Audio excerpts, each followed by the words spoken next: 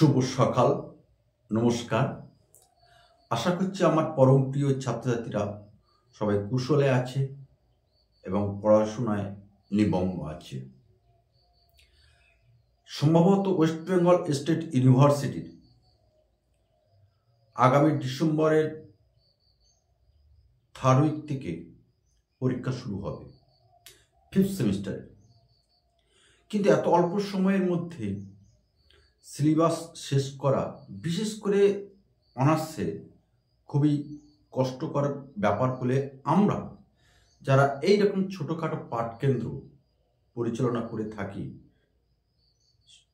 সেই দৃষ্টিকোণ থেকে আমরা বলছি। তো যাতে সংক্ষিপ্তভাবে পরীক্ষার জন্য তৈরি হওয়া যায়, তার জন্য আমরা আজ থেকে একটা বিশেষ ব্যবস্থা তৈরি করছি।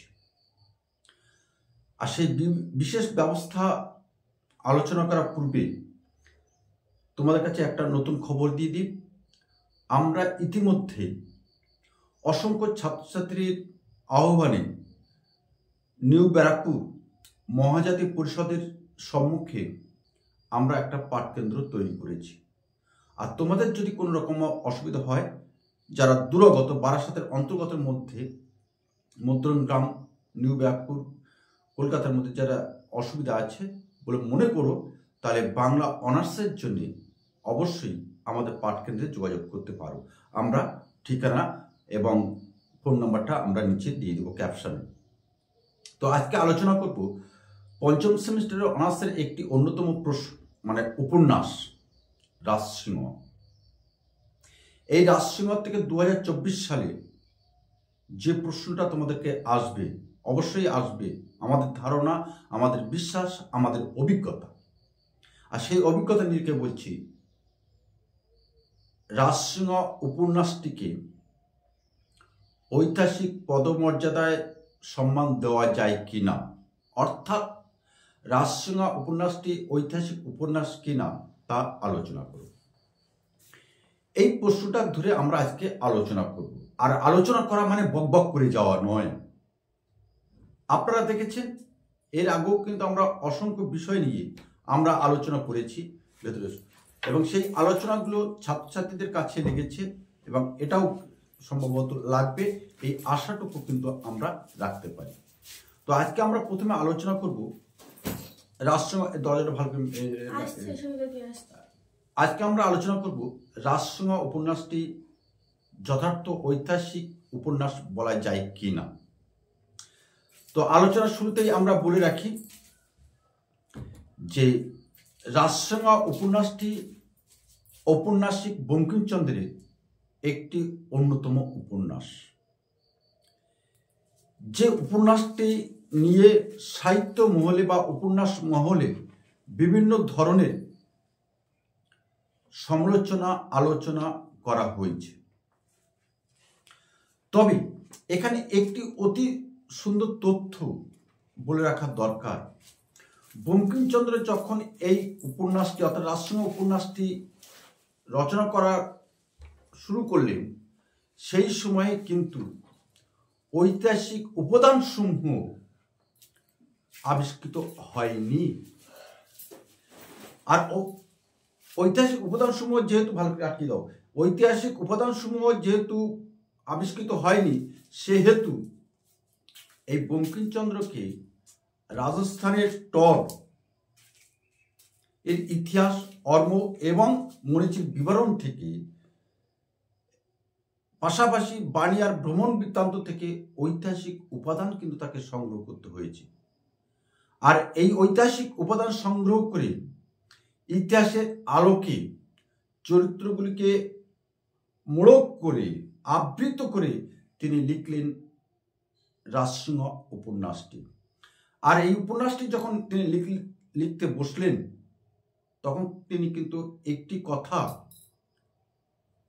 পাঠকের সামনে তুলে ধরলেন, আর সেটি হলো, এই প্রথম ঐতিহাসিক উপন্যাস লিখলাম। আমরা এর পাশাপাশি মধুসূদনের কথাটা বলবো একটু প্রসঙ্গগত।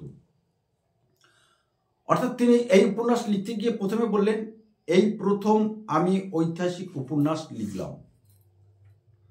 তাহলে ঔপন্যাসিক অর্থাৎ লেখক তিনি যখন বলছেন যে আমি এই প্রথম ঐতিহাসিক উপন্যাস লিখতে বসলাম, তাহলে এটা সহজেই অনুমেয়। আমরা বলতে পারি নির্দ্বিধায় যে রাজসিংহ উপন্যাসটি অবশ্যই ঐতিহাসিক উপন্যাস। আমরা মধুসূদনের কথা বলছিলাম। মধুসূদন দত্ত যখন মেঘনাদ বধ কাব্য লিখতে বসলেন, তিনি কিন্তু প্রথমেই বলেছিলেন গাইব মা বীর রসে ভাসি এ মহাগীত। কিন্তু আমরা দেখেছি কবি যখন একথা ঘোষণা করলেন মহাকাব্যটি লেখার সময়, শেষ পর্যন্ত কিন্তু কবি এই মহাকাব্য রচনায় এই বীর রস কিন্তু অক্ষুণ্ণ রাখেননি। কারণ সেখানে আমরা দেখেছি এই কাব্য যখন শুরু হচ্ছে, তিনি শুরু করলেন বীরবাহুর মৃত্যু দিয়ে। আর মৃত্যুর মধ্যে আর যাই থাক, কখনো বীর রস থাকতে পারে না। তো আমাদের এই রচনা, আমাদের এই উপন্যাসের ক্ষেত্রে, বঙ্কিমচন্দ্রের রাজসিংহ উপন্যাসের ক্ষেত্রে তিনি প্রথমেই কিন্তু বললেন এই প্রথম আমি ঐতিহাসিক উপন্যাস লিখলাম। এখন আমাদের আলোচনা করে দেখতে হবে এই বঙ্কিমচন্দ্রের এই রাজসিংহ উপন্যাসটি প্রকৃত ঐতিহাসিক উপন্যাস কিনা। আর সেই আলোচনায় আমরা প্রথমে বলবো ইতিহাসকে কেন্দ্র করে বঙ্কিমচন্দ্র অসংখ্য উপন্যাস লিখেছেন, যার মধ্যে উল্লেখযোগ্য চন্দ্রশেখর, অতি সুন্দর উপন্যাস। আমাদের মনে হৃদয়ে কিন্তু এই চন্দ্রশেখর উপন্যাসটি আমাদের আছে, বিষয় আছে। দুর্গেশ নন্দিনী আছে, সীতারাম আছে। এই ধরনের উপন্যাসগুলি কিন্তু ইতিহাসকে আশ্রয় করে তৈরি হয়েছে।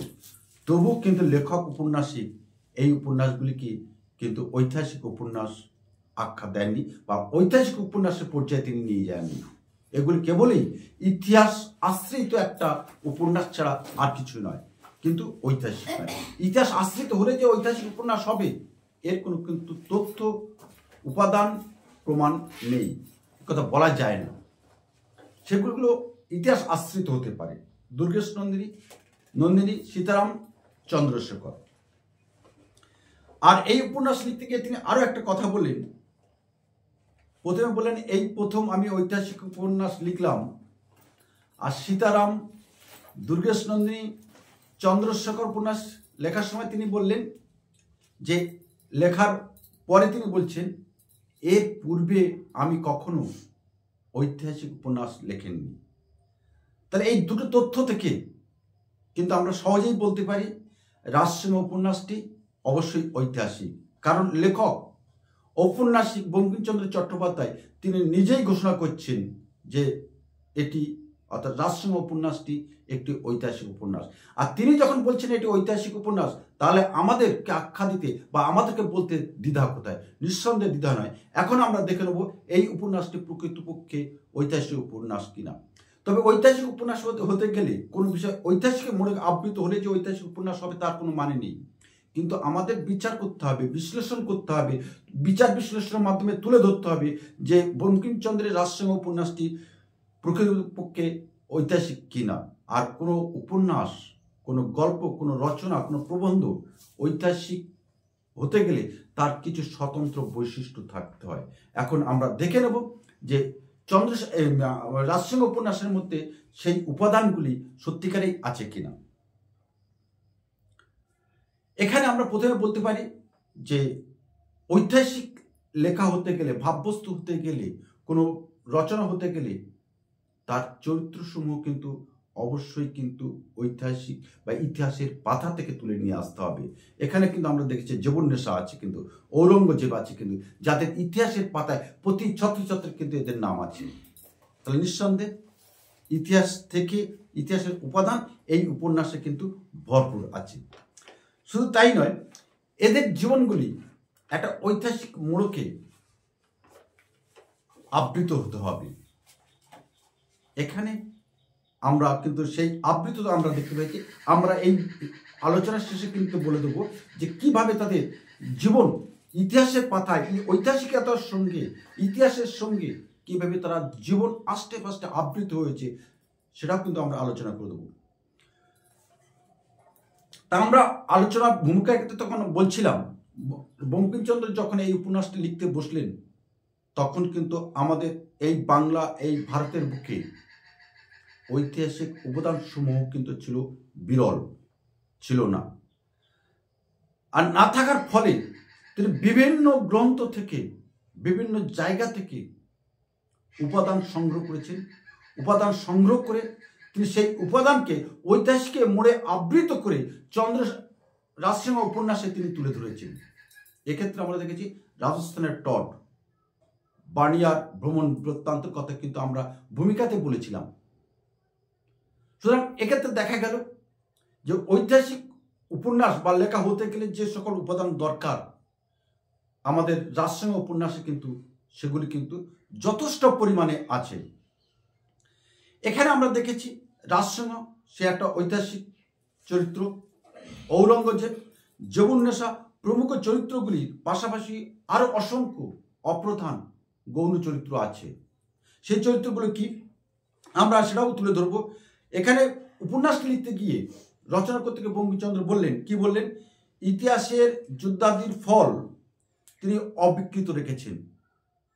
অর্থাৎ ইতিহাসকে বিকৃত করে কখনো ঐতিহাসিক রচনা করা যায় না, তাই তিনি বলছেন অবিকৃত রেখেছেন, রেখে মনের মাধুরী মিশিয়ে এই রাজসিংহ উপন্যাসে সেই ইতিহাসের যে গল্প, ইতিহাসের যে চরিত্র, ইতিহাসের যে পটভূমিকা প্রতি ছত্রছত্রে কিন্তু তিনি লিপিবদ্ধ করেছেন, গেঁথে দিয়েছেন, চিত্রিত করেছেন, অঙ্কিত করেছেন।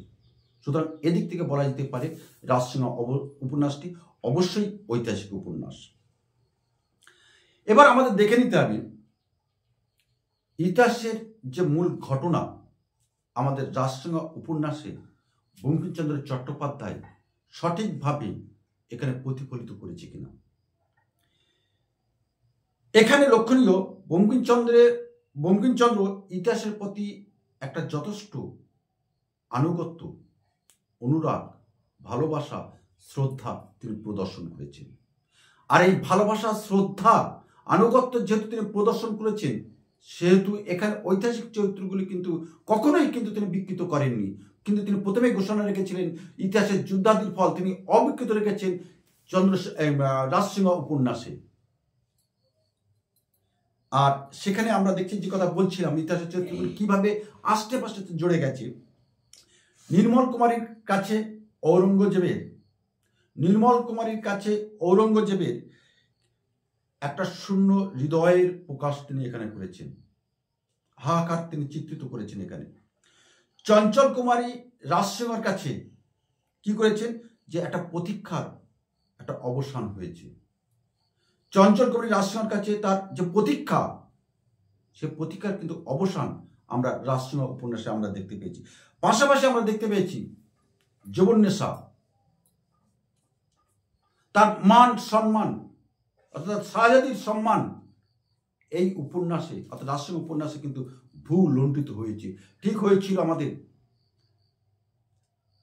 নূরজাহান উপন্যাসে, নূরজাহান নাটকে আমরা দেখেছিলাম তিনি কিন্তু রানী, শেষ পর্যন্ত এই রানী কিন্তু পথের ভিখারিণী হয়েছিলেন।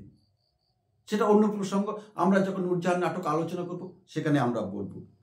তা রাজসিংহ উপন্যাসে বঙ্কিমচন্দ্র, আমরা প্রথমে বলছিলাম ইতিহাসের ঘটনার সাথে এখানে কল্পনা মিশ্রিত থাকবে। তা কল্পনা মিশ্রিত হলে সেটা যে অন্য পর্যায়ে চলে যাবে, সে লেখা অনৈতিক হয়ে যাবে এমন কোনো অর্থ নেই।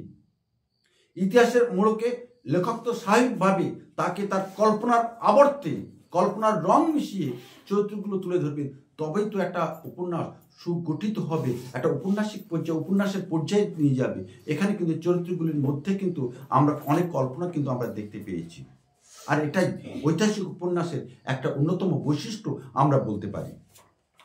তিনি সত্যকে, কল্পনাকে তিনি আশ্রয় করেছেন, একথা সত্য, অবশ্যই সত্য, কিন্তু সেই সাথে তিনি সত্যর আলো এই উপন্যাসের প্রতি ছত্রছাত্রে, প্রতি পরিচ্ছদে তিনি উদ্ভাসিত করেছেন।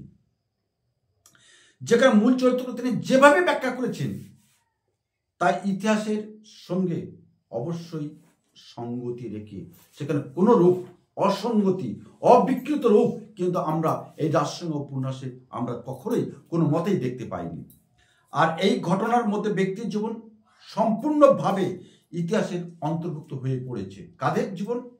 রাজসিংহ, ঔরঙ্গজেব, জীবন্নেশা, নির্মল কুমারী প্রমুখ চরিত্রের কিন্তু ইতিহাসের সঙ্গে এদের এই রাজসিংহ উপন্যাসে কিন্তু কোনো রকমভাবে অবিকৃত রূপে তাদের তুলে ধরা হয়নি। একেবারে পুরো কাল্পনিকভাবে কিন্তু এদের তুলে ধরা হয়নি। ইতিহাসের সঙ্গে, ইতিহাসের পাতা থেকে এদের তুলে নিয়ে তাদের চরিত্রের তাদের চরিত্রের যে বৈশিষ্ট্য, তাদের চারিত্রিক যে সত্যতা, সেই সত্যতার সাথে লেখক বঙ্কিমচন্দ্র চট্টোপাধ্যায় কল্পনার রং মিশিয়ে কিন্তু এই উপন্যাসে পাঠকের সামনে কিন্তু তুলে ধরেছেন। সুতরাং এই দৃষ্টিকোণ থেকে আমরা বলতে পারি অবশ্যই বঙ্কিমচন্দ্র শুরুতে যে কথাটা বলেছেন যে এই প্রথম আমি ঐতিহাসিক উপন্যাস লিখলাম, আমরা শেষেও সেই কথা বলছি। বঙ্কিমচন্দ্র প্রথমে যে কথাটি বলেছিলেন সেই কথাটি তিনি রাখতে পেরেছেন। আর তাই আমরা বলতে পারি রাজসিংহ উপন্যাসটি অবশ্যই অবশ্যই একটি ঐতিহাসিক উপন্যাস। এ বিষয়ে কোনো সন্দেহের দানা আমাদের মনে অন্তত বাড়তে পারে না। তা সুতরাং আজকের আলোচনাটা এখানে শেষ করলাম। আশা করছি তোমাদের কাছে, তোমাদের হৃদয়কে আমি স্পর্শ করতে পেরেছি।